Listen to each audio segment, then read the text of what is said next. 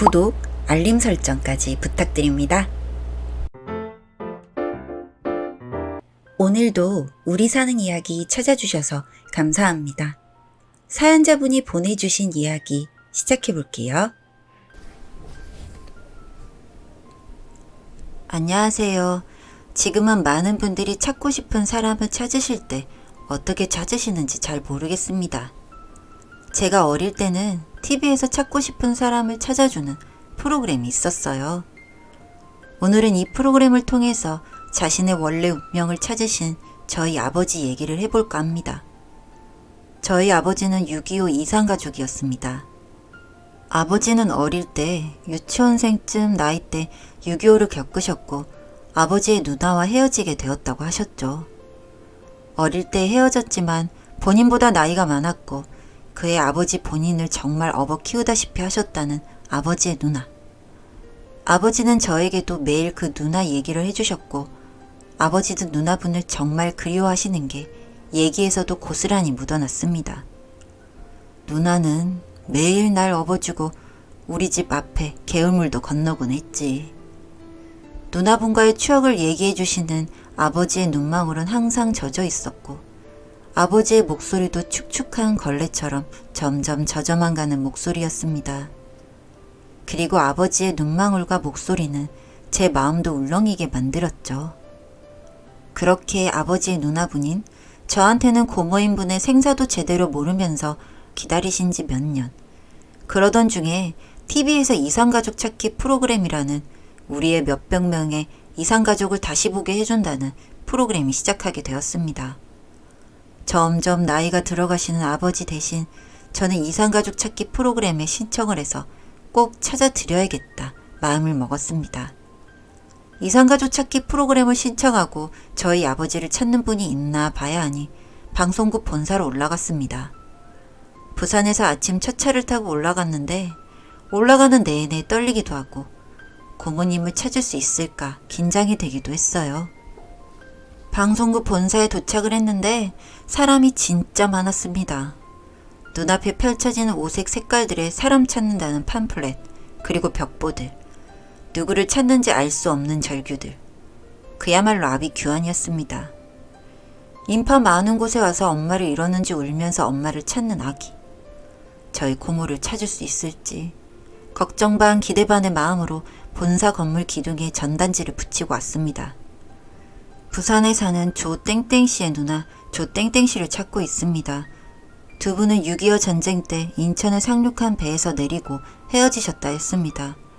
부산 쪽에서 상륙한 메로디스 빅토리오를 타셨던 조땡땡씨를 찾습니다. 전단지를 붙이고 와서 떨리는 마음으로 다시 부산으로 오는 기차를 탔습니다. 오는 길에 칙칙폭폭 울리면서 소리나는 기차 소리가 마치 제 심장이 떨리는 소리 같았죠. 저도 이렇게 떨리고 긴장되는데 저희 아버지는 얼마나 떨리고 긴장되실지. 당시 저의 나이는 고등학생, 아직 나이가 많이 어려서 우리 역사에 대해서도 제대로 이해를 하지 못했지만 가족의 생사도 모르고 오랫동안 만나지 못하는 마음은 정말 얼마나 슬플까 저희 아버지를 생각하니 알 수 있을 것만 같았습니다. 거기 오신 모든 분들이 꼭 찾으셨으면 좋겠다는 마음으로 다시 부산집에 돌아왔던 것 같아요. 부산집에 돌아오자 뭔가 긴장되면서도 초조한 아버지의 표정이 보였습니다. 잘 붙이고 왔니? 말없이 고개만 끄덕였습니다. 저를 꼭 안아주시는 아버지, 저를 꼭 안아주시는 아버지의 힘에서 고모를 꼭 찾고 싶다는 열정과 의지가 보였던 것 같습니다. 그렇게 이산가족 찾기가 시작되고 저희 집 식구들은 긴장되고 초조한 상태가 되었습니다. 언제 찾았다고 연락이 올지 모르고 연속극이나 다른 방송을 볼 여유도 없었어요.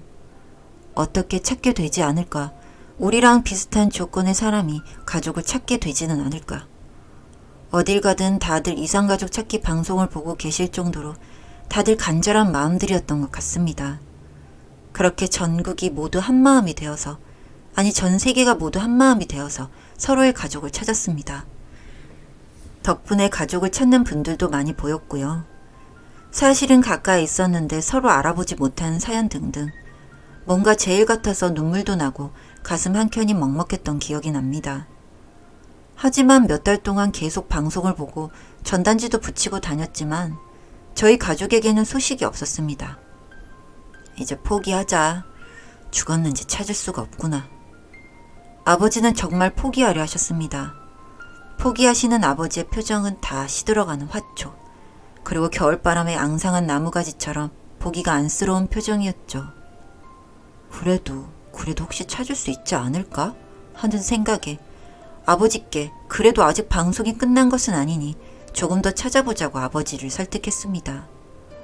정말 너무 포기하고 싶었고 지쳤지만 저희 가족은 조금만 더 이 생각으로 고모님을 찾기 위한 노력을 다했던 것 같습니다.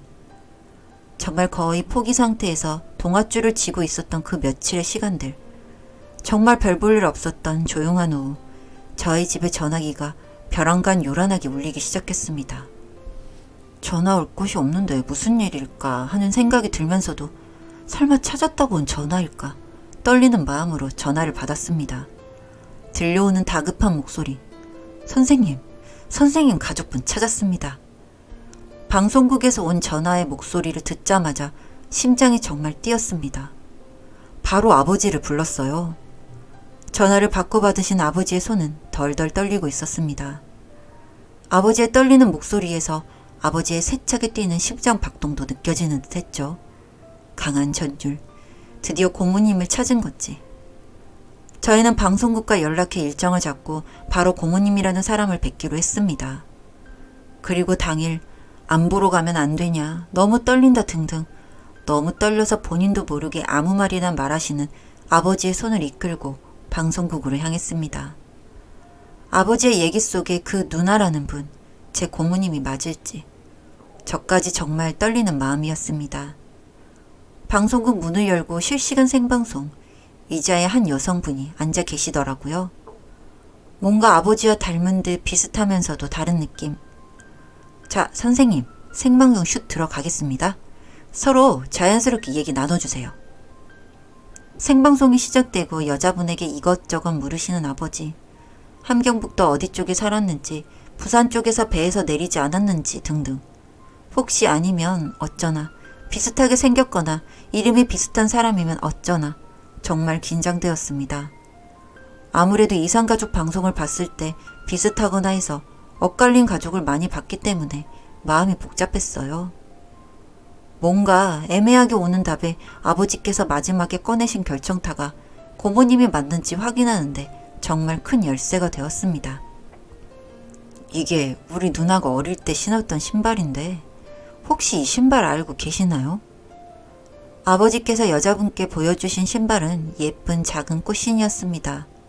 그 꽃신을 보자마자 잘 생각이 안 난다면서 어물쩡 대답을 주던 여자분의 표정이 미묘하게 바뀌더군요.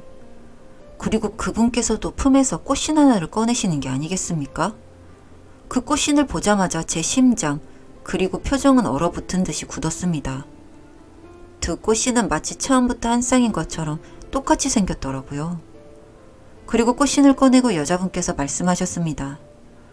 어디서 내렸는지 모르겠지만 배에서 내리고 인파가 너무 많았어요. 누군가의 손을 놓쳤는데 찾을 수가 없었어요. 신발이 벗겨지고 그대로 그 자리에서 울었어요. 아무도 나를 도와주지 않았어요. 그게 그날의 기억이에요.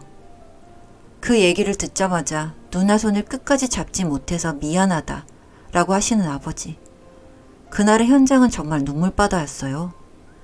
마침내 찾게 된 아버지 얘기 속에서만 사시던 고모님. 고모님은 다행히 북한에 살고 계시지 않고 부산에서 미아가 되시고 해외로 입양을 가셨다고 하더군요. 그렇게 입양을 가셨다가 본인의 나라 한국에 오고 싶어서 한국에 계속 살고 있는 중이라며 고모님은 말을 이어나가셨죠. 그렇게 저희는 고모님을 찾았고 그날 이후부터는 정말 자주 만났습니다. 그렇게 고모님과 자주 뵈면서 생활을 하는데 저의 친고모님이라고 하기에는 어딘가 이상한 느낌이 들었습니다. 저희 아버지와는 닮은 듯 닮지 않았고 뭔가 가끔 드는 기분이 너무 이상하더군요. 친남매가 맞은 걸까 하는 생각이 많이 들었고요. 본인들의 어린 시절 기억에 대해서 물으신 아버지, 그리고 잘 대답을 못하는 고모님. 어릴 때 두 분이 진짜 많은 시간을 보냈다고 하는데 조금도 제대로 답을 해주시지 못하는 고모님을 보면서 많은 이상한 느낌이 드는 겁니다. 혹시 친남매는 아닌 게 아닐까? 혹시라도 이 단어의 의미에 힘을 빌려서 고모님이 알지 못하게 유전자 검사를 의뢰했습니다. 결과는 친남매가 아니라고 나오더군요. 친남매는 아닌 제가 고모님인 줄 알았던 그분은 저희 아버지에게는 사촌 누나셨다고 나중에 털어놓으시는 겁니다. 그러면서 정말 미안하다고 말씀을 하시는 거예요. 대체 왜 그걸 속이셨는지 이해가 되지 않았습니다. 여기 아버지는 너무나 충격을 받으셨던 것 같습니다. 그 자리에서 털썩 주저앉아 버리시더군요. 누나, 그러면 진짜 우리 누나는 어디 있는 것입니까? 망연자실한 아버지의 표정. 아버지는 몇 날 며칠 동안 술만 마시고 아버지의 표정은 매일매일 세상을 잃은 표정. 정말 나라를 잃은 표정이었습니다. 그렇게 가족 모두가 아버지 걱정도 하면서 진짜 찾는 분을 찾을 수 있을까 하고 무의미한 시간만 보내던데 우연히 TV에서 보고 싶은 사람을 찾아주는 다른 프로그램을 보게 되었습니다. 신기하게 보고 싶은 사람들을 다 찾아주더라고요. 이상가족도 찾았는데 혹시 우리가 진짜 찾는 분도 찾아주시지 않을까? 북한이 아닌 이곳 대한민국에 사신다면 찾을 수도 있지 않을까? 하는 생각이 들었습니다. 하지만 10중 8구 다 찾아주는 게 아니고 실패하거나 못 찾은 확률도 몇몇이 보였기 때문에 조금 긴장이 되기도 했죠. 하지만 꼭 우리가 진짜 찾는 분을 찾고 싶었고 한번 시도는 해보자는 생각에 저는 방송국에 사연을 보내게 되었습니다. 아버지만큼이나 저 역시도 간절한 마음이었으니까요. 그렇게 사연을 보낸 다음 날부터 두 번째 시도여서 그런지 아버지는 정말 절박해 보이셨습니다. 종교가 없던 분이 성당에도 다니면서 열심히 기도를 하실 정도였죠. 저희 가족도 아버지처럼 절박하고 하루하루가 기대가 되었어요. 우리 사연이 채택될 수 있을까? 그리고 고모님을 찾을 수 있을까? 매일 이런 생각뿐이었습니다. 아버지의 기도가 결국 하늘을 울린 걸까요? 저희의 사연은 채택되었고 저희의 사연은 방송을 탔습니다. 솔직히 못 찾을 거라는 마음도 컸었던 것 같습니다. 이 모든 일이 다 쉬운 게 아니라는 걸 저희는 이미 겪어서 알고 있었으니까요. 하지만 사서 걱정은 하지 않는 게 좋다는 말이 있죠. 정말 자포자기했던 저희 가족, 드디어 우리가 진짜 찾는 분을 찾게 되었습니다. 정말 어이가 없는 거는 진짜 찾는 가족은 근처에 있거나 해외에 있다 하던가요? 저희가 사는 부산, 그것도 저희 집 근처에 고모님이 살고 계셨던 겁니다. 정말 말도 안 된다고 생각했던 일들이 일어난 거였죠. 아버지는 고모님을 찾자마자 눈물을 흘리셨습니다.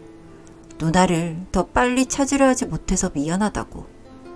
아버지의 유일한 단서인 꽃신도 맞았고 아버지가 혹시 해서 갖고 가신 사진 속 인물과도 똑 닮은 고모님은 정말 우리가 찾는 분 같았습니다. 하지만 혹시 또 저희가 정말 찾는 분이 아닐 수 있으니 저희는 바로 유전자 검사를 의뢰했고 결과는 드디어 저희가 찾는 분을 찾게 되었어요. 아버지는 정말 고모님이라는 것을 확인하자마자 고모님과 부둥켜 안고 우시는데 저까지 정말 마음이 짠했습니다. 손을 놔서 미안하다고. 더 빨리 찾지 못해서 미안하다고. 혹시나 아닐까 하고 의심해서 미안하다는 아버지. 지금은 보고 싶은 사람을 찾아주는 프로그램이 있나 모르겠습니다. 저희에게 정말 큰 도움이 되어줬던 사람을 찾아주는 프로그램. 이 프로그램이 없었다면 아버지의 사촌 누나분도 찾지 못했고 아버지의 누나분도 찾지 못했겠죠? 혹시 여러분도 꼭 찾는 사람이나 기억하고 싶은 사람이 있으신가요? 요즘같이 추운 바람이 부는 계절이면 방송국 본사에 가기 위해서 첫 차를 탔던 그 여름의 따뜻한 듯 추웠던 새벽 공기 생각이 자꾸만 납니다. 사연은 여기까지였고요. 우리 사는 이야기 시청해주셔서 감사합니다.